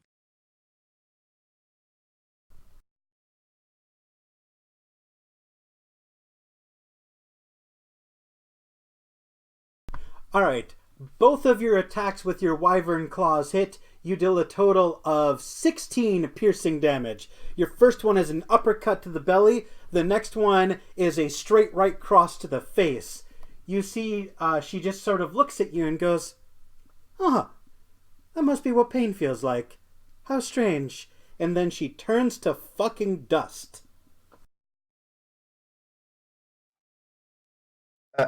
What? The dust then scurries off stage.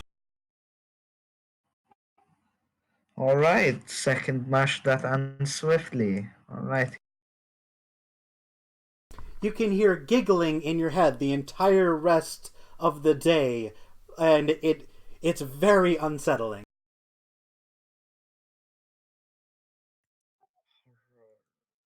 Xavier's just gonna try and like meditate and get the sounds out of his head.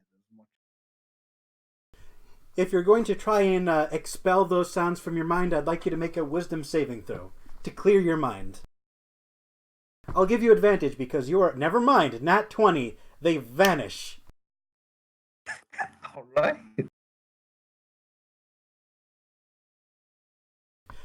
Your next opponent is a man with a full set of plate armor, which is dyed green, and this man has no head.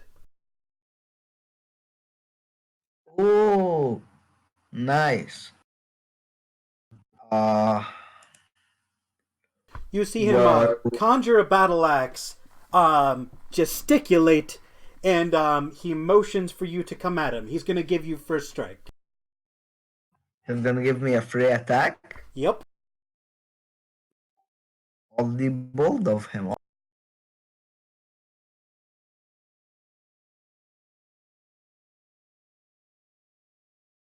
One or two.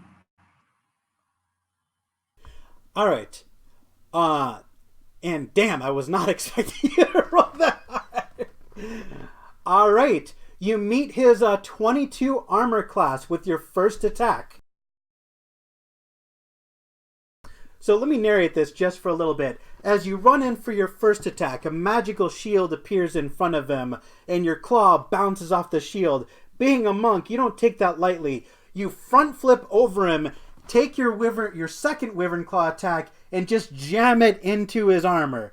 And it feels like pudding inside, but you definitely hit him. And as you flip over and you pull out your gauntlet, it's covered in green slime. Well, I guess you underestimated me. The suit of armor will gesticulate and then leave. You have won the competition without the help of your friends. All right. I would like you to add. Let me check the reward money here.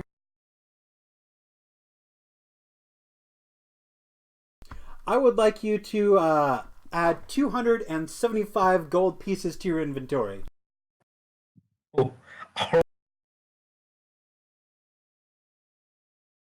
man. I was underestimating them. They didn't even get to do cool shit. You obliterated them. Goddamn. The correct term would be overestimating. Yeah. I drastically underestimated your ability to whoop ass as a monk. Well, I thank you, kind sir, for those words. All right. So while you have been at the Colosseum beating the hell out of an obese old man, a small child, and a headless man, and winning, your friends have been out looking for an adventure. What have the two of you decided on? Well, Ghidorah picked Lumber of Elvenwood, and I'm joining her. Do you give Xavier time to join you, or do you leave without him? Well, my thing was, I never told anyone that I was going to do that because, from Adora's understanding of the guild, like, once you do a job with someone, you don't really interact with them again until you do another job with them. So she's just like, I'm just gonna do this just because I need some cash. Well, same here. Being a mage isn't cheap. So if either of you want to get to the job first and not let anyone join you on this quest, I'm going to have you roll for initiative to see who gets to it first and takes the quest bounty down.